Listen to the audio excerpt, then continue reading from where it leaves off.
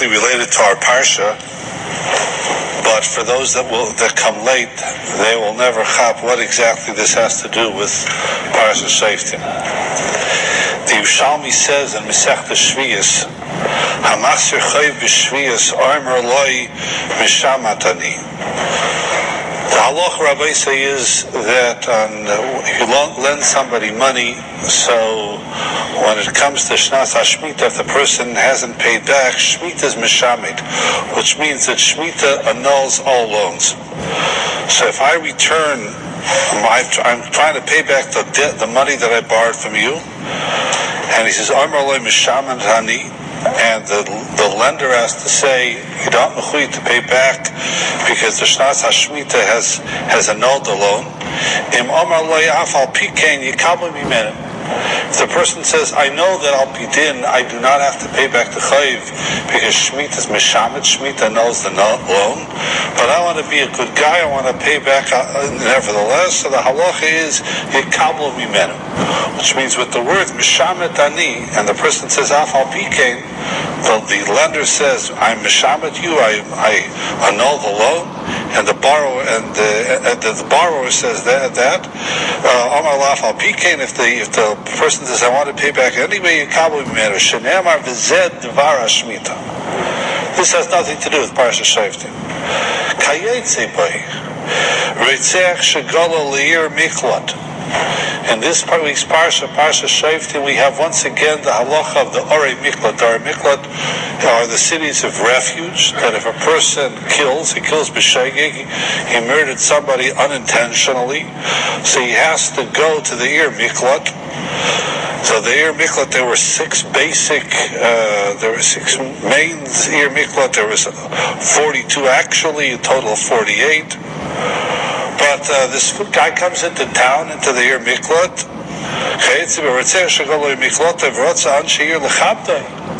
Comes into the city.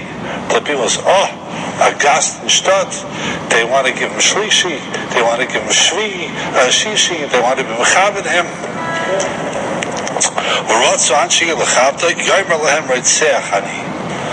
He says, Rabbi say, I know that you want to mechabed me, I have a long white beard and a long kapota, and I look like a very religious person, but you should know I'm a murderer. I killed somebody b'shegeg, and therefore I'm not worthy of the covet that you want to give me. They said, it doesn't make a difference. Okay, your past is past. It can happen to the best of families, and therefore we want to continue to be mechabed. He's allowed to go ahead and accept the kibbut, accept the covet that they're offering to him, because it's not being done under false pretenses. They know the story. They know that this person has a checkered past. They know that this person committed an unintentional murder. So then the halach is yikabel mehen. He can accept the covet. Shenemar v'zed dvar hareitzeach. So just like we see by Shemitah, that if the person says mishamet ani and the person says afal pikin, I want to pay back, afal pikin, he's allowed to accept it. So who did the Gemara? The Yusha makes a drasha.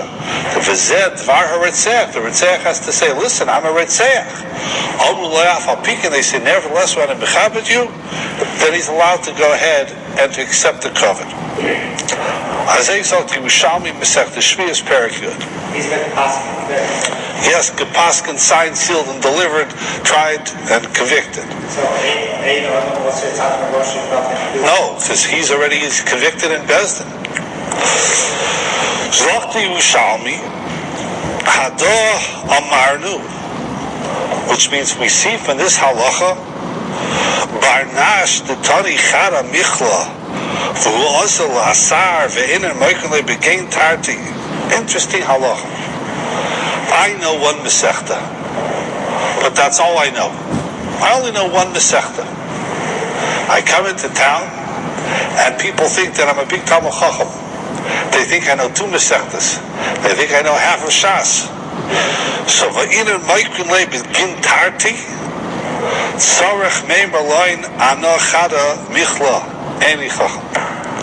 He has to tell them, Rabbi say, you're giving me too much covet. All I know is one Masechta. You think I know two Masechtas, you think I know half a Shas? Not true. I have to go ahead and let you know what the story is, which means that the Yerushalmi is learning out from, just like we see by the halacha of Reitzeach, that a Reitzeach, a murderer who comes into their miklot, and they're under the impression that he's a choshev, a person, he's roy for kovid, he has to tell them, Hetzachayim, I'm a Reitzeach, and if they want to continue the kovid, they're allowed to, and he's allowed to accept. But who adin?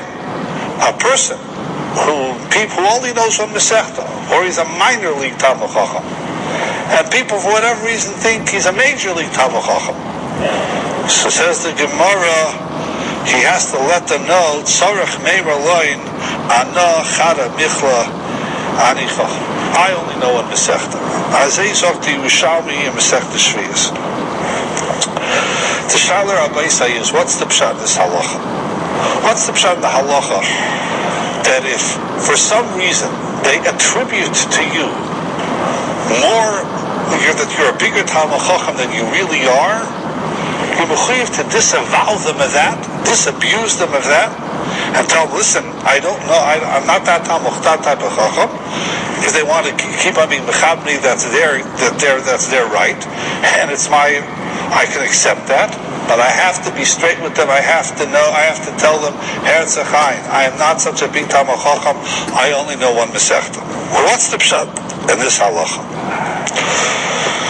So the parshas rabbi is that this is bichlal the halacha of Genevas Das. There's halacha, we've said shiurim on this in the past, there's halacha of osur l'adam lignev das habriyos. You can't be deceitful. You can't, even if there's no monetary issue over here. You're not going to pay more money, more money. But osur l'adam lignev das habriyos. A person is not allowed to go ahead and to deceive people. For instance, the Gemara gives an example that you're coming to my house as a guest. So in Talmudic times, you would open up like a keg of beer. Okay? A guy comes into your house, you want to mechabed him. So I open up 5 kegs of beer. 5 different types of beer. Now, the reason I'm opening them up is because I'm expecting a lot of company later on. But this lone fellow comes into my house, and I go ahead and I show him all this coven, and I go ahead and I give him the impression that I'm going out of my way to mechabed him. That's Genevas Das. Because he's going to feel indebted to me, and the truth of the matter is I'm not doing it for you, I'm doing it for somebody else. That's called Genevas Das. So over here, l'chara, this halacha, that if people are giving me covet as though I'm a big Talmud Chacham, and truth be told, I'm not such a big Talmud Chacham, I only know one Masechta. Now 2 Masechtas, I have to let them know, Herzachayim, you're giving me more covet than I deserve. I am not worthy of this is not who I am. They decide to proceed anyway, that's their business. But that l'chayra, what this halacha is based on. In fact, Rabbi say, there's an interesting tshuva that the Stei Chemed wrote to somebody. Somebody wrote to the Stei Chemed that it bothers him that when he gets letters, which means in the olden times there used to be exchange of letters between different rabbonim. That's how all the tshuvas form came into being. So when you go ahead and you write a shaila to somebody, you usually begin by giving him all sorts of titles, which means Harav, Hagayin, Sar, HaTorah, Ein of Meshaites, B'chol HaTalmud. This can go on for 3 or 4 lines. You give him all the titles under the world. So this person, this Talmud Chacham, was upset with that, because he's not the Sar HaTorah, he's not the Goyin Hadar, he's not the Pe'er Hadava Hadarei, he's not the Pesach Derenu, he's not all of these things that people write to him. So he went to the Stei Chemed, he says, what am I supposed to do over here? They go ahead, they write, today also, Rabbi say, today there's an inflation of titles. And every person that learned in yeshiva for 5 years is Harav HaGoyin. A Goyin used to mean something, but today, every Tom, Dick, and Harry is called Harav HaGoyin. I was once at a Chassid Taka, and they called me up as Harav HaKohen. And there's a fellow in the audience who's somewhat of a letz and a cynic. So I'm walking after the chuppah, and he says to me, yeah, they called you up Harav HaKohen. You think you're something special? Today, HaKohen only means one thing.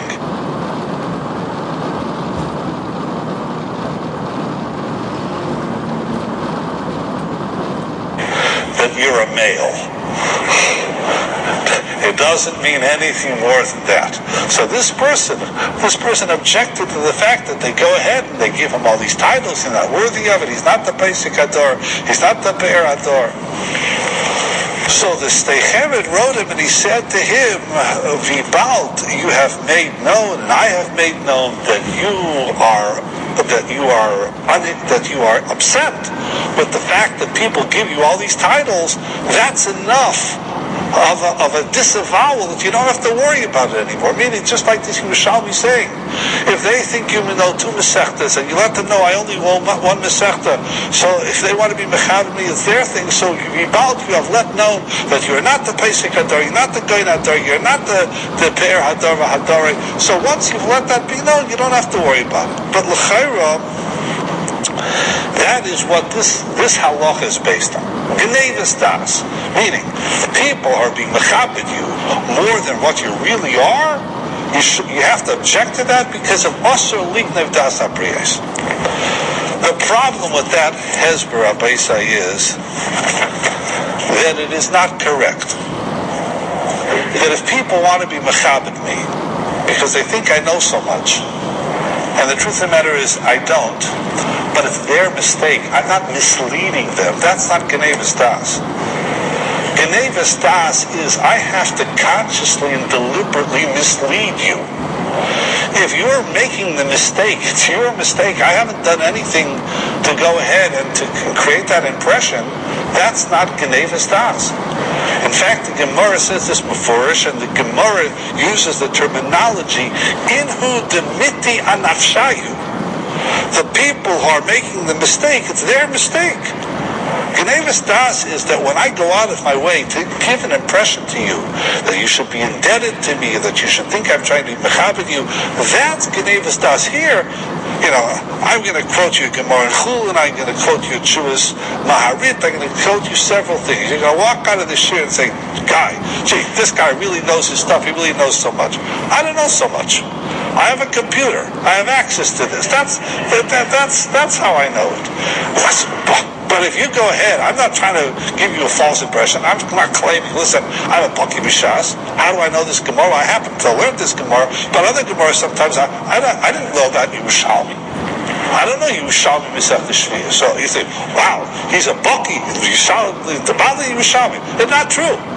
But I don't have to say that. Because if you jump to that conclusion, that's your problem. That's not your fault. Not my problem. This is in fact the Beferish Gemara Masechta Chulin. The Sugi in Masechta Chulin is in Perkei Anosha, where the Gemara says over there on Daf Tzadi Daled, Ki hoda Mar Zutra Berei de Rav Nachman Hava Ka'ozil Misichra L'Bnei Mechuzah. Listen to a Gemara. One of the Amoraim, his name was Mar Zutra, was traveling from Misichra L'Mechuzah. The Rav of Rav Safra Hava Ka'ozil L'Sichra. So Rav and Rav Safra met him on the way, which means he's about to go into the city, or he's halfway there, and all of a sudden he gets this Kabbalas upon him. He gets this delegation of Rav and Rav Safra. Now, Rav and Rav Safra happened to be on the road. They were going there anyway. Mar Zutra assumed, Kiyasu Pagadori, who savar lape udikasu. Mar Zutra said, gee, look at that. These great Amoraim, Rava and Rav Safra are coming to greet me. A delegation. They're being mechabed me. So says the Gemara, Omar lahu, Lamu l'Rabbanan truchi vasikuli hai. It's very nice of you to come out to greet me and to give me this Kabbalas Panim, the brass band. So the Gemara says, Omar Rav Safra, Rav Safra told him, and he said, "Anan lo havi yadin and mar." I got news for you. We were going on the way anyway.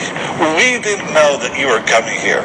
If we would have known, we would have put out a brass band, but we're not coming out to greet you. So the Gemara says, "Omale Rava, my time is almost lehochi. Rav said to Rav Safra, why do you have to tell him that? Let him live under the mistake. Let him think that we're coming to Mechaber him. Why do you have to pop the guy's balloon? You hear the guy thinks, gee, Rav Safra coming to greet me. Look who I am. Rav Safra says, we're not coming to greet you. We're on the way anyway. So Rav says, why do you tell him that? He popped his, took the wind out of his sails. So the Gemara says, I have to tell him that.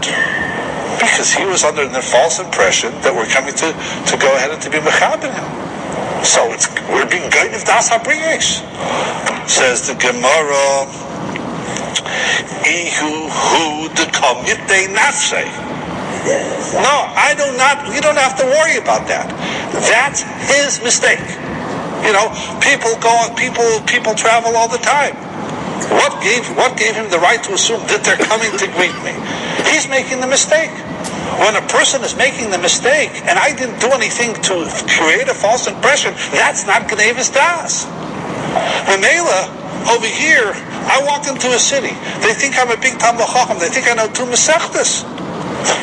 They come to that conclusion. That's their problem. So why then does the Yerushalmi tell us that a person has to disabuse and disavow the people and say, no, I do not know 2 Masechtas, I'm not such a big Talmid Chacham. Why? It's not Gnevis Das. Oh, so that's a good sport. We'll see in a second. So to the answer to this, Rabbi Isai, we're going to provide 2 answers. One of the Rabbi Isai is based on a Tshuvas Maharit. The Maharit was in the very early Achronim. You will not believe this Shaila. Listen to a Shaila. I mean, the whole Shaila is incredible. That people did such things, but listen to the Shaila. Shaila. This is in Tshuvas Maharit. Or Achaim Chen Beis Simen Ches. Ruvain Muchzak Be'irai Miyoim Hayosei L'Kosher. There's a fellow in town named Ruvain. Everybody thinks he's an Erlich Yid, a fine Yid, wonderful Jew. V'chol Maseo Be'emuna. One day, Ruvain comes into Bezdin. Ubal Lifnei Bezdin Irai Ubikish Mim Shiyar Le'iz Aderech Shishkan Or Tshuva K'vei Sheyachzul Mutav. He comes into Bezdin. He says, Bezdin, I want you to tell me what kind of tshuva I have to do, because I have been a naughty boy, and therefore I want you, the Bezdin, to tell me what is the proper tshuva for me to do. Now, Rabbi Isa, I cannot imagine that anybody today in the 21st century, in 5772, 2012, I can't be massive that someone would come into Bezdin and say, I've done terrible things, tell me what tshuva I should do. Now, what did this guy do? So, first of all, it's incredible that someone would do such a thing. But what did this guy do? V'sholem min ha-Bezdin, ma pishcha, ma patchatascha. Bezdin said to him, what did you do? You spoke Lashon Hara. You missed davening. Chveis, you spoke in Chazoras Hashatz. What did you do?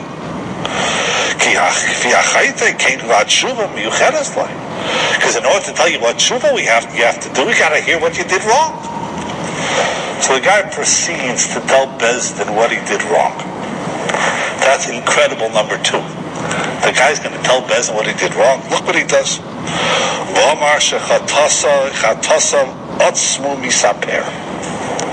He says, I'm horrible. What did I do? Asher Shana Tmima Hayalistim V'Aymin B'Parshas Drachim B'Chaburas Parlayavin Hireg Nefesh V'Lakech Mamaman. I killed people. I was a robber. I stood B'Parshas Drachim. I murdered people and I took their money. That's number one. That was 1 year. Number two, year two, Tzad Noshim Yisraelis Bulais Baal V'Mishamash Beis Pilas B'Nerechel. Number two, 1 year I engaged, I would go ahead, I would take married women, I would capture them, and I would have relations with them. Okay, what do we have over here, Rabbi Isai?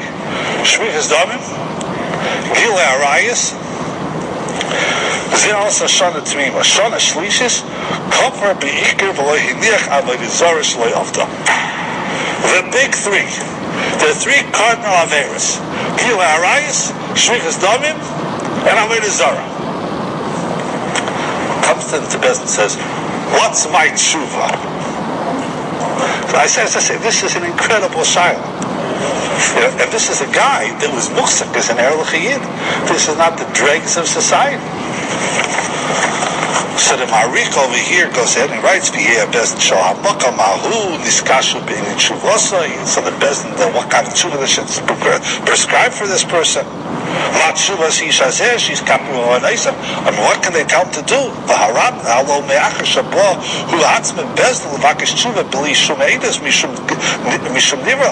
What should we do? So they ask the Marit, well, the Bezdin says to the Marit, what do we do with this guy? So the Marit prescribes a whole series of different tshuva that the person has to do, which I'm not going to go into because it's not Negei L'Maisa. There's no one here, I think, that has over Gilei Arayis, Shmichas Damim, and Avodah Zarah. But among the things that the Marit said he has to do, he has to be humble. He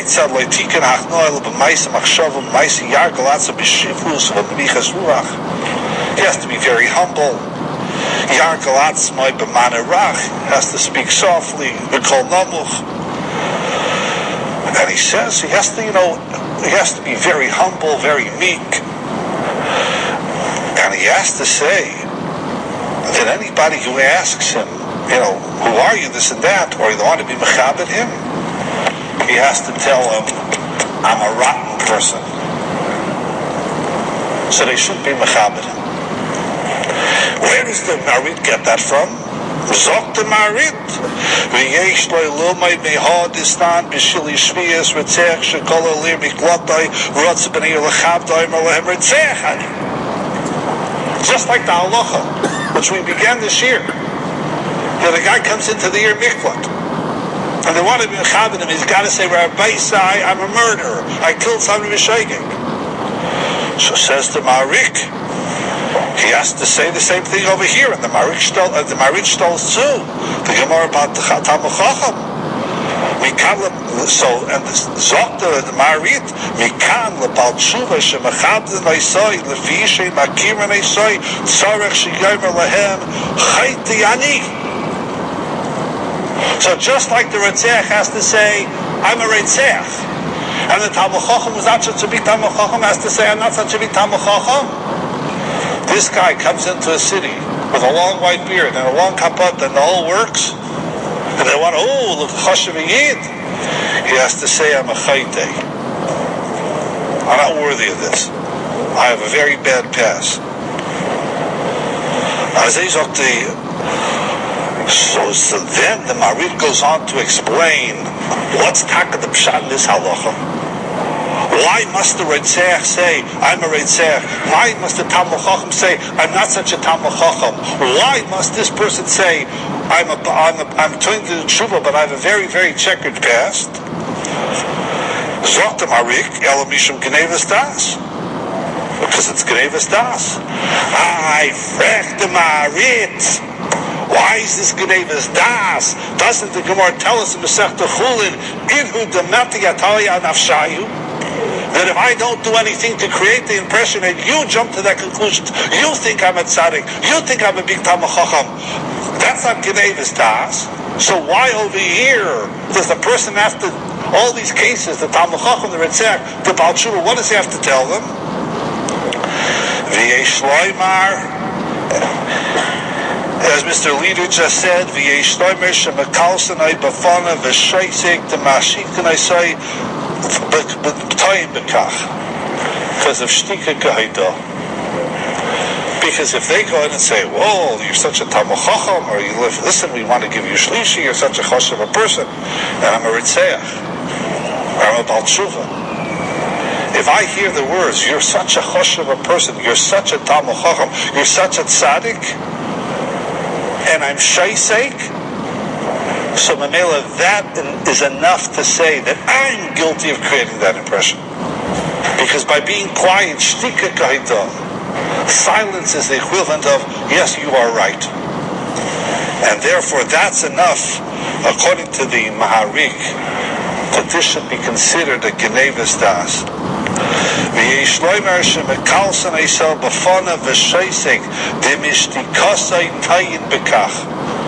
silence creates the impression.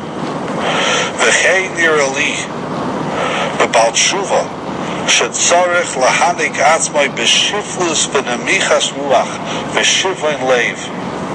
And getting back to the Marik's question, the Baal Tshuva, who has all these crimes in his past, ki yeser midai b'nei adam mechabren esa b'chasidus v'aniris tzarech sheyomer lehem shekachu chayvasai lefi shechata v'hichis aspayrei. Now, the Maharit does not say he has to say what his averes are. He doesn't have to say, I'm a boil arayas, I'm a shefech damim, and I'm an oived avodah zarah. What else do you want to know? You know what my name is? Here's my name for shlishi. No, he probably doesn't have to say what he did, but he has to let them know. I am a Baal Tshuva, I have a checkered past, I'm not roy for such an aliyah. Why? Because of Genevas Das. What's the Genevas Das? Shti kasa. That is how the Maharit understands this halacha. What's that? Yeah. No, because if he's in the Ir Miklat, then he has to say why he's in the Ir Miklat. And besides, Ritzeh B'Shegi isn't the same as, a person who is molested as Abrius. There's an alternative pshat, Rabbi Sai, again to understand why this should be included in Genevas Das, and that is from one of the Meforshim on the Yishalmi called the Yefei Mara. It's a parish on the Yishalmi. The Yefei Mara writes as follows, and that is that when a person is going to receive some benefit as a result of another person's mistake, then you have to disavow him. Which means in other cases where there's nothing lost, nothing gained, and they're making a mistake, inu t'kamiti anafshay. But where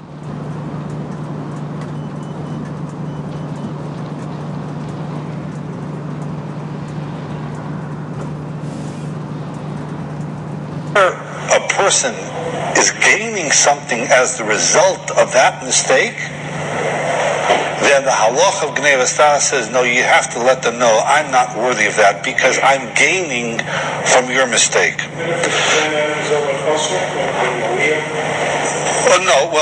Well, somebody's chosser because someone's not getting shlishi. V'yesh loymar, writes the Yefei Mara, the shiny hossam, the ein zenena betuusei shalzeh. Because, for instance, in the case of Rav Safra, the case of Marzutra, that he thought they were coming to be mechabed, he's not gaining anything out of that. They're not gaining anything out of that. Rak shemachzik b'toy v'chinam. Okay, maybe he feels indebted to them. But over here, avol hacha, shezeh nene b'kovet ha'torah, v'iyu lav bar hachihu. Meaning, they're giving me shlishi, they're being mechabed me. And I'm not worthy of that?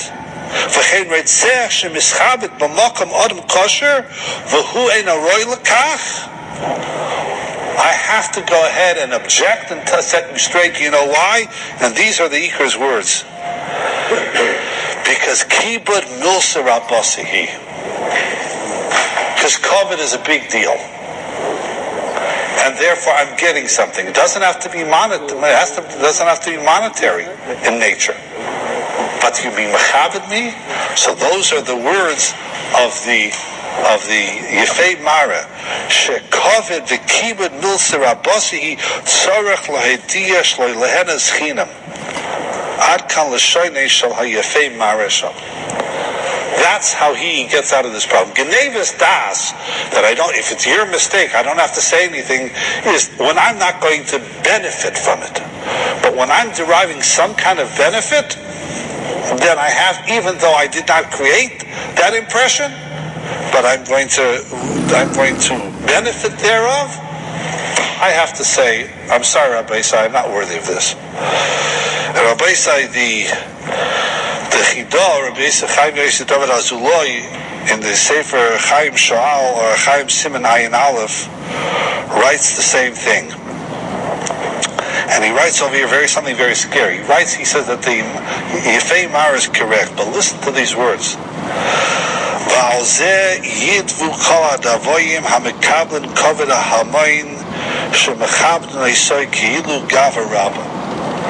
And for this, we must weep for the people who get the covet of the populace, as though he's a choshev a mensch. Not only is a gaver rabbi, he's not a gaver rabbi, he's not a gaver zuta. And if you are Yirei Shamayim, you should object strenuously. Because you're going to be held accountable for this, for taking this covet when you're not worthy of it.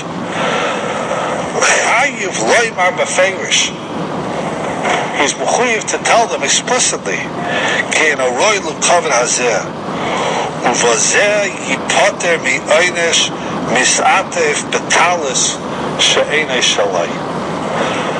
The lashon they uses is like you're wearing somebody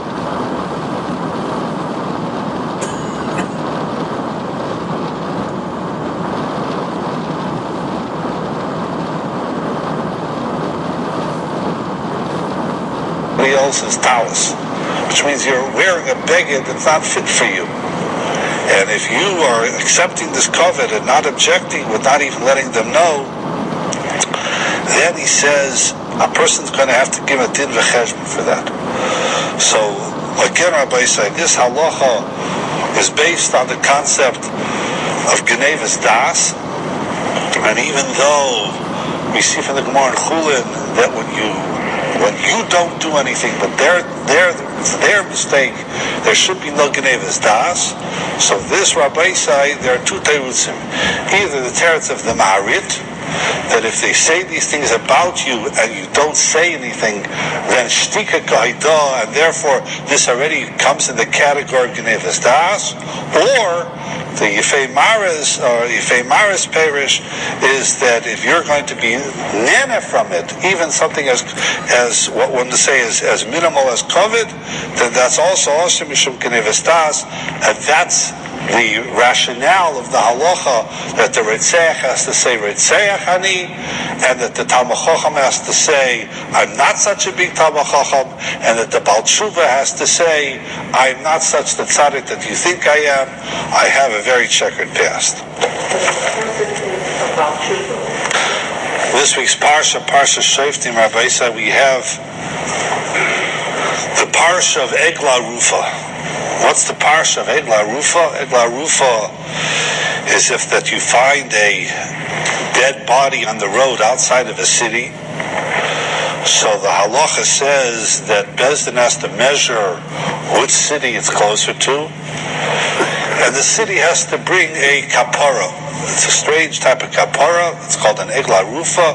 You take an egel and you chop off its head. The whole ceremony, the whole parsha in the Torah, it's a parak and Masechta. So it's parsha of Egla Rufa. And what the Bezdin has to proclaim is that Yodeinu lo yishafchos hadam hazeh ve'einenu lo yiro. which means that we have no blood on our hands. It's not as though this person came to us and let us know that he was traveling and that we let him go without any escort, we let him go without giving him provisions for the way. This is a person that we were unaware of, unfortunately was killed, but the city nevertheless has to bring a kapara. This is the parsha of Egla Rufa. I want to share with you, Rabbi, a very strange Gemara in Masechta Yuma. The Gemara goes from Chav Gimel Amud Aleph to Chav Gimel Amud Beis. It's an incredible Gemara, and there is a very important lesson. If you can get over the Gemara, you'll see there's a very important lesson in this Gemara. It's a very strange Gemara. Toner Rabbanan. In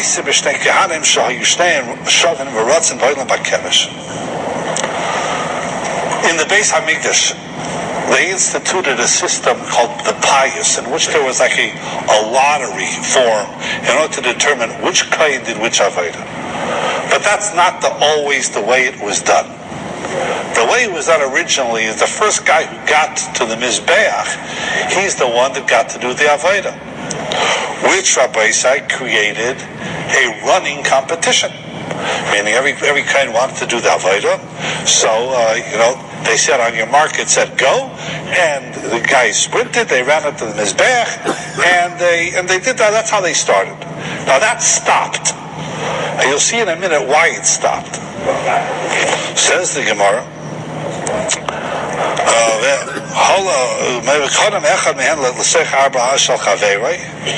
so one guy was ahead. So the other kohen that was losing the race took out a knife and stabbed him. Now, this is not like the Mishnah Masechta Yuma, in which you're perhaps familiar with, where the Gemara says he pushed him off the Mizbech and he broke his leg, but this is a brisa. It was much worse. This is an incident that some guy wanted to do the avodah so well that he stabbed the other person. Okay, that in itself is a pel. Okay, but that's what the Gemara is. That's what the brisa says. But it gets more incredible. Amar Rabbi Tzadok al Mailas Ha'ulam. Rav Tzadok got up in the Beis Hamikdash. V'amar Achenu b'nei Yisrael shimu. Listen to me. Harehu oimer ki yimatzei cholol ba'adama v'yotzu zekenecha v'sheftecha. He says there's a parshas in the Torah called Egla Rufa, that a city that's near the dead body has to bring a kapara. Here a murder occurred in the Beis Hamikdash. Onu amila havi Egla Rufa. Who has to bring the Egla Rufa? Al Ho'ir? Does the city of Yerushalayim have to bring the Egla Rufa? Al Ha'azorais? Does the Azor have to bring the Egla Rufa? Zot the Gemara. Go, so the people heard that. It was tragic. Go, kol ha'am b'bchia. The people cried. A murder in the Beis Hamikdash. And Rav Tzadok was ma'over them. He inspired them. Look what's happened over here. You talk about, okay, some city has to bring an Egla Rufa. The Beis Hamikdash has to bring an Egla Rufa. Look what's happened here. Zot the Gemara,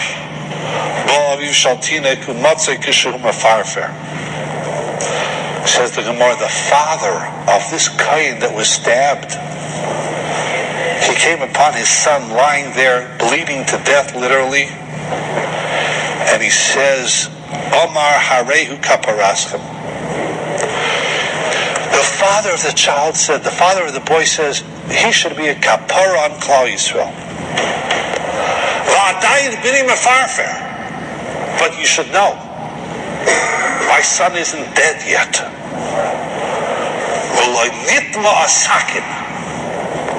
And therefore the knife which he was stabbed isn't tamei, because he's not dead yet. Now hear what's happening over here? A man sees his son stabbed.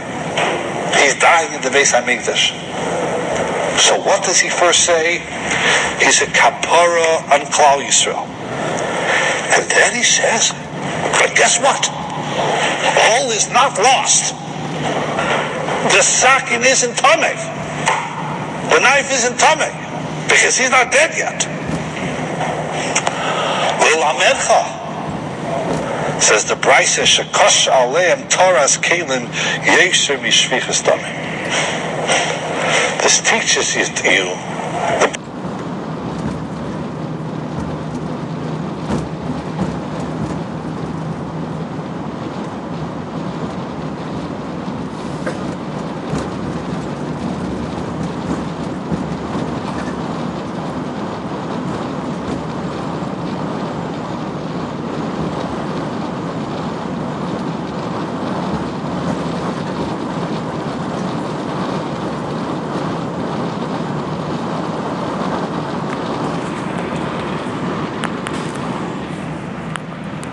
Brisa says that the whole concept of the kelim would become tamei was very chomer to them.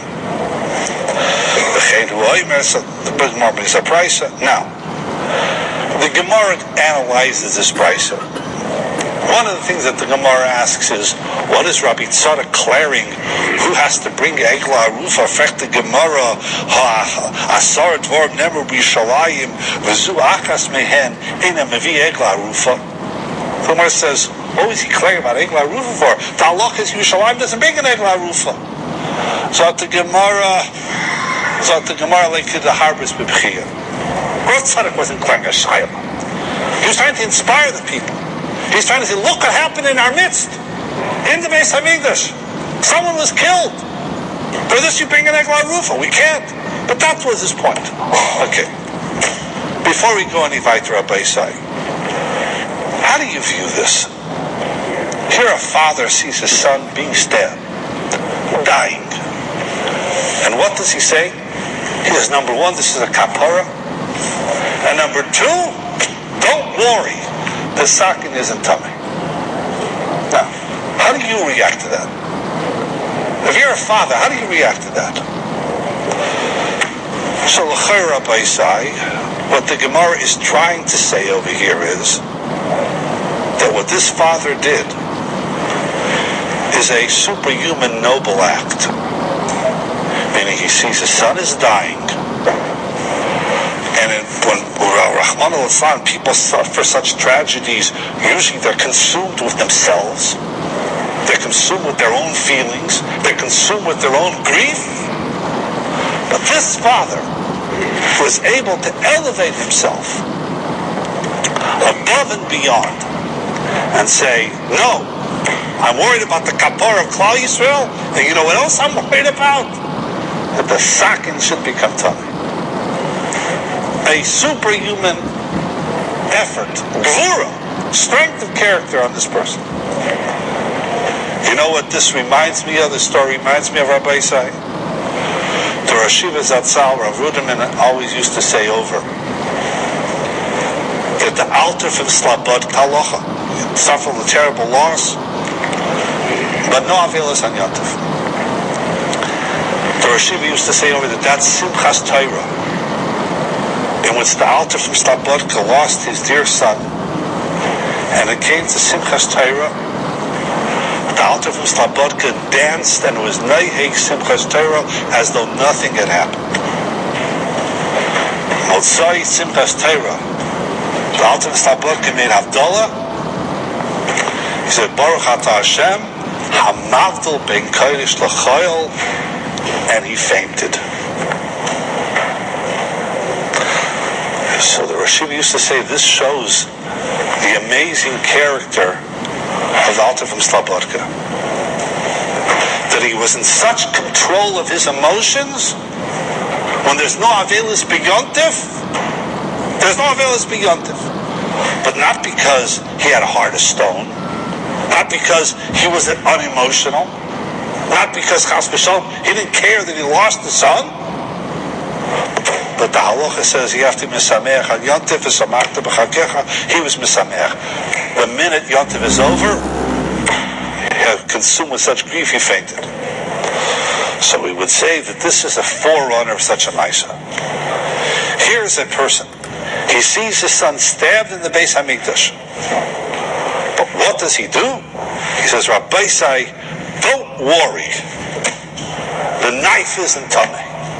Again, superhuman, beyond our comprehension of what a father is capable of. Great Gemara. Talmudic Gemara. Incredible Gemara. Look at the next line of the Gemara. Iboilahu. Gemara calls it a shaila. Iboilahu. Shvichas domim hu de zil avol toras kelim kidikaima kaima. Oidilma shvichas domim kidikaima kaima avol toras kelim hu de chamira. The more class of Pelletic Shaila. What happened over here? Is it the pshat that this father could worry about the Taras of Caleb because Shvichas Domim was garnished?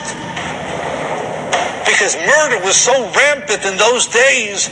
So what? Like, in Syria, Rabbi say, you think they're so machmir on Shvichas Domim? They kill themselves left and right. It's a ma'asim b'chol yayin. So a person becomes inured to Shvichas Domim. So the Gemara is clearing the time of the first base Hamikdash where Shvichas Domim is so rampant that the reason the father could react like this is because, okay, fine, that my son got killed. Next, happens every day. Everybody, it affects everybody. But, what about the Caleb? So, rather than this being a Meshunadik act on the part of this father, this speaks to the low level of the door. Oh, says the Gemara, maybe not. Maybe Shvichas Domim kidikaima kaima. No. Life was precious.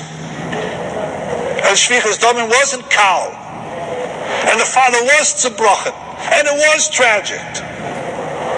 But Taharas Kalim, making sure that the Kalim Beis Hamikdash was tahar, was so important to them, that the father had the capacity to say, Nebuch, I lost my son, but at least the Kalim. That's the Gemara Shaila. Bryce, let me ask you a question. Why on earth is the Gemara declaring such a Shaila? Who cares? Who cares? This is something that happened. It's an incident that happened. There's no halachic ramification. There's no ramifications for the future. So the Gemara is clear. This was an incredible mice. It probably happened once in the history of the Beis Hamikdash. So the Gemara is clear. What was behind the act of the father? Was it an act of nobility or was it an act of depravity? Who cares? What kind of shaila is this? So Chaim Shmulevitz Rabbi says that this Gemara is teaching us a lesson that we always have to ask ourselves. And that is, you always have to suspect yourself of your own motives. Meaning, we can do things that are noble acts. We can pat ourselves on the back and we can say, gee, I'm a tzaddik. But we have to not be satisfied with that and ask ourselves, is that what really happened over here? Is this an act of nobility? Is this an act of selflessness? Or maybe there's some other motivation. That's why the Gemara clears the Shaila. Because the Gemara is telling us that sometimes people can do things, and on the surface of it, on the face of it, it looks like an incredible act of superhuman effort. Nobody's there. So he sees a Yerushalmi Yid on the street, a classic Yerushalmi in the big day Shabbos, and he says to the Yid, he says, where's the Rebbe's tish? She says, well, the Rebbe doesn't do the tish here, he does it somewhere else. And then this Yid, this Yerushalmi Yid, engages Rabbi Luben in a conversation. He says, where are you from? Where's your father from? Where's your mishpacha from? What do you do? A 10-minute conversation all about Rabbi Luben, his history, his family, his mishpacha. And Rabbi Luben is sitting down. Azat Tyree. Mamish, a sweet Yerushalmi Yid, here it is, a stranger, you can say, the Rebbe's not here, the Shabbos Seidmik is in Stark, and go on his way. No! But he inquires, and he's friendly, and he's open, and he's inquisitive, and he's interested.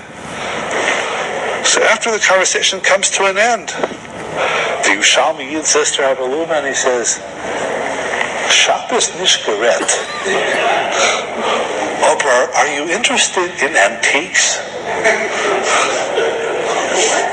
Antiques.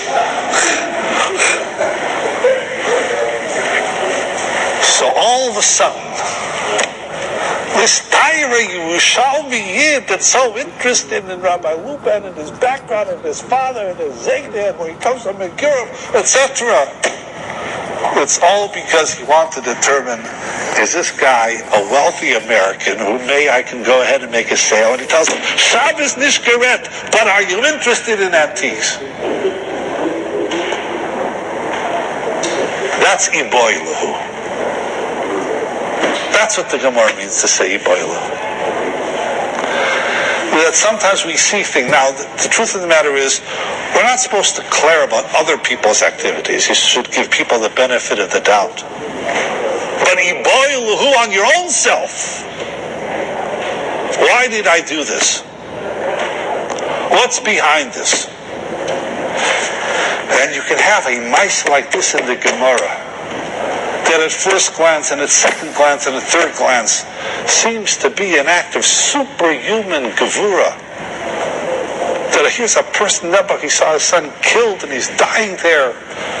And he's interested not in himself, but he's interested in Klal Yisrael, he's interested in the Torah's Kalim. In other words, not so quick. Not so quick. Because human beings are complex beings. And there's multi layers to a person. Human beings, rabbi say, are like onions. The more you peel away, a layer after layer after layer after layer. Now we have to be suspect, maybe not so much of other people, but sometimes that's also helpful. But we certainly have to be suspect of ourselves. And why are we doing things? And what motivates us? That's the art of introspection. And that, Rabbi say, is what the whole Musar movement was about. Or not the whole Musar movement, but this is part of what the Musar movement was about. To examine a person's selves. And to judge ourselves. The Bali Drush say, shoftim v'shaitin titei lecha. That the person that needs the shofet and the shaiter is yourself. You have to judge yourself. This is an example thereof. That you always have to be, why did I do this? Was it lishmo? Was it purely lishmo? Was there some other reason going on? If a person holds himself to those standards, then he usually in the end does the right thing. But when we delude ourselves and say, mamish, look what a tzaddik I am, that's when we get in trouble. This year was presented by Rav Yissocher Frand Shlita.